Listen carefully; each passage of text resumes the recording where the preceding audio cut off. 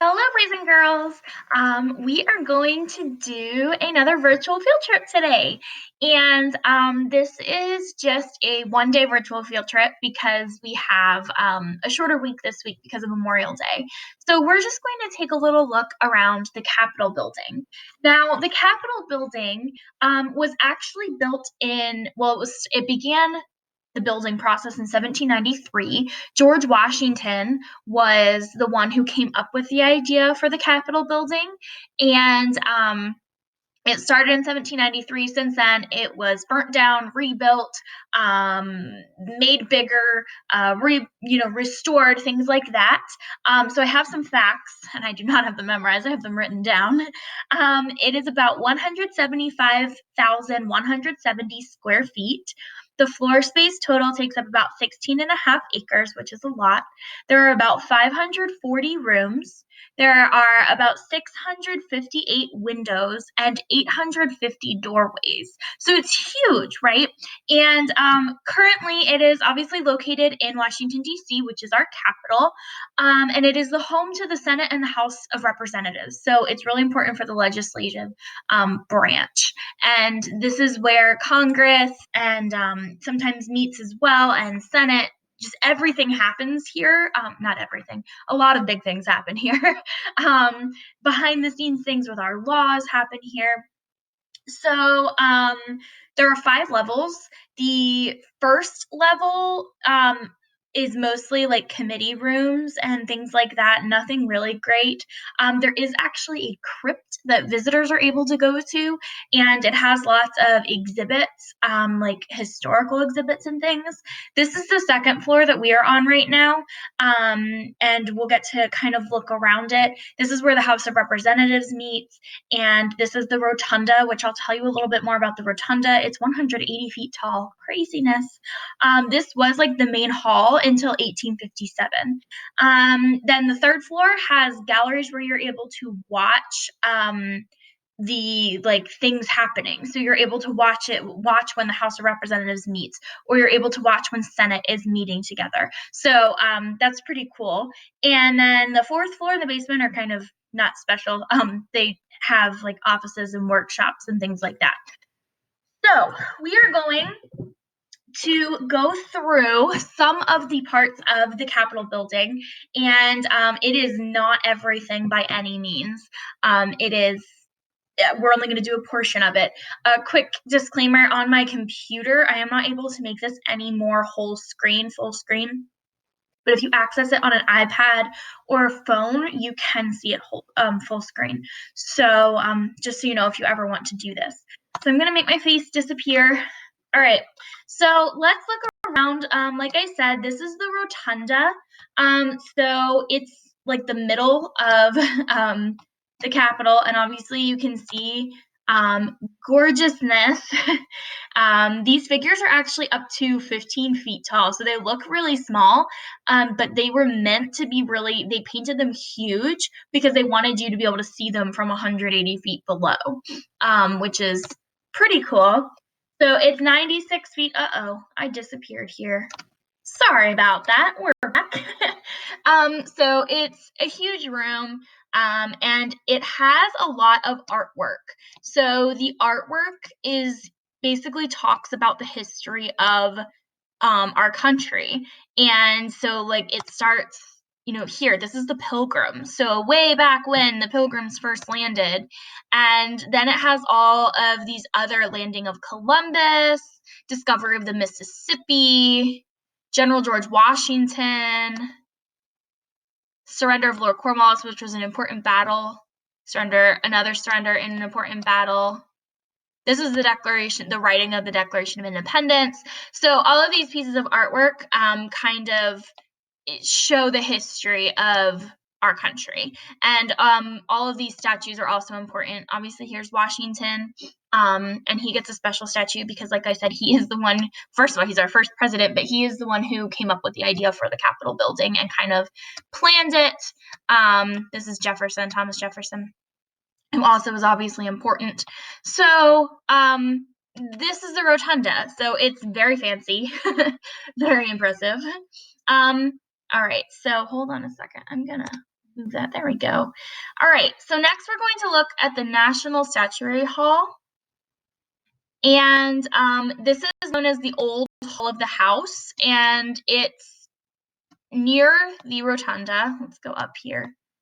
So this was the meeting place of the U.S. House of Representatives for about 50 years.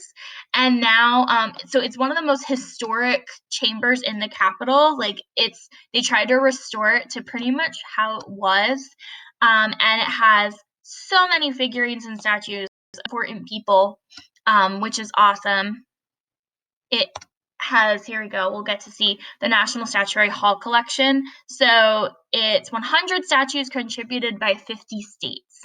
So all 50 states have contributed 2 statues each. So that's pretty cool. All of our states, they gave statues to go here, which is pretty neat. All right, so moving on, we're going to go to the Old Senate Chamber. So this was occupied by the Senate between 1810 and 1859. So then it moved, and then the Supreme Court met here from 1816 until 1935. Remember, we talked about how the Senate, they help to make decisions, and the Supreme Court are partially in charge of judging and, the court part of it. So making sure that laws are being followed and things like that. They're in the judicial branch of our government. The Senate floor, let's see. Oh, yes, that was actually some of the talks about slavery actually happened here. And, it was a lot of really important discussions happened here in this chamber.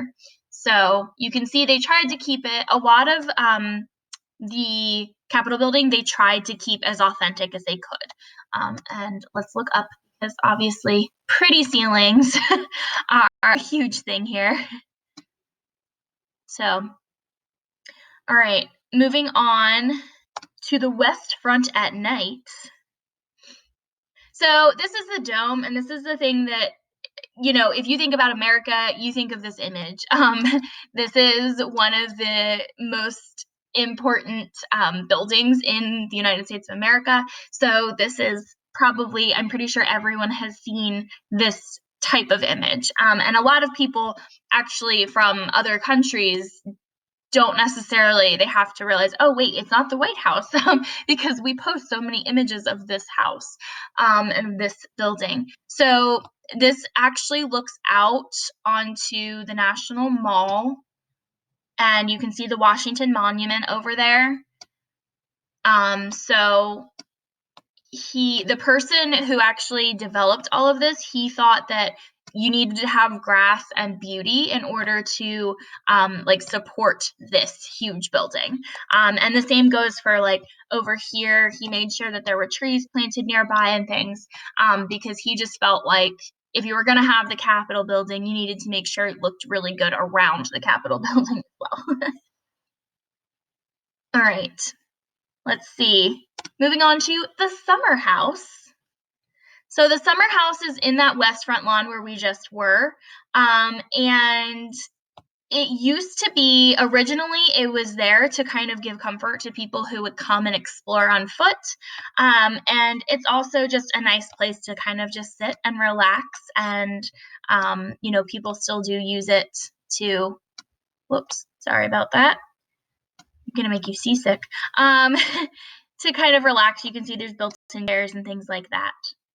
So that is still there if you ever get to go and explore it. So we're going to go to the Peace Monument. All right. So the Peace Monument was made sometime between 1877 to 1878, and it was to commemorate the naval deaths, so the deaths in the Navy, at sea during the Civil War. It is 44 feet high, and it says, in memory of the officers, seamen, and Marines of the United States Navy who fell in defense of the Union and liberty of their country. So it's also called the Naval Monument. So that is an important, really cool looking monument. All right. Moving on to the West Front. Let's go to the West Front. So, like I said, we already got to see from farther out. There's the Washington Monument. So here's what the West Front actually looks like when you're closer up. There's this beautiful fountain, and this is it during the day, so obviously it looks a little bit different than it did in the night picture. We're going to go to the Brumidi corridors. So look at these gorgeous ceilings and walls. So they're called the Brumidi corridors because lots of people made lots of the details. However, the design of the murals were made by Constantino Brumidi. He was born in Rome in 1805, and he had painted really famous places before, but then he moved to the United States, and he spent a lot of time, pretty much 25 years, decorating this Capitol building. So that is really neat. You can see how beautiful and how detailed everything is. He spent pretty much the rest of his life decorating this. So that is pretty cool. And then they have this gallery, if it loads. Technical errors. It might not load. However, if you get to watch it on your own, they have like a gallery of close-up of the artist and all of his work. Well, not all of his work, but a lot of his work. All right, we're going to move to the president's room. So the president's room is for the chief executive when visiting the Capitol. So once again, the same person, Brumidi, he began decorating it with figures on the ceiling. So there are figures on the ceiling, and then they painted the walls with people of George Washington and the members of the first cabinet. So if you remember, the cabinet is the people who help the president and advise the president. So that is why it's called the president's room. It's not, actually where George Washington stayed, but that is what it is called. All right, so we made it through there. Now we're going to go to the Library of Congress. So this is the Thomas Jefferson Building, and it was designed by some Washington architects, and in 1897 is when it was opened, and it is gorgeous, gorgeous, gorgeous. Let's see if we'll be able to see. Okay. Nope, it won't show you a picture. But there's beautiful fountain, and as you gathered, it is a library, and we're going to get to talk a little bit more about what it is. So if you can see, there is the Capitol building, and here is the Thomas Jefferson building. So lots and lots of people helped to make this beautiful. So let's go inside. This is the Great Hall, which is really pretty. So gorgeousness. You can just see all of the carvings and just everything that is so so ornate and just detailed, so detailed. So I'll give you a little bit of information about the Library of Congress. So it's the largest library in the world. It has millions of books and newspapers and maps and manuscripts and photos. It is the main research place of the U.S. Congress. So when the U.S. Congress needs to come and do research of any sort, they come here.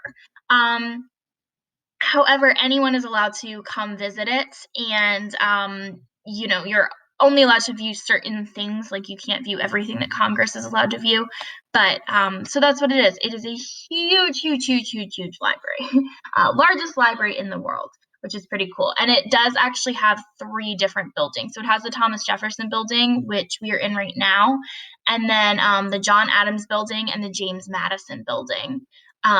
So it has over 170 million items, which is just huge. And also, if you've ever heard of copyrighted items and things, that means that you can't copy them or plagiarize them. Well, that is also located in the Library of Congress, the copyright area. So then we move to the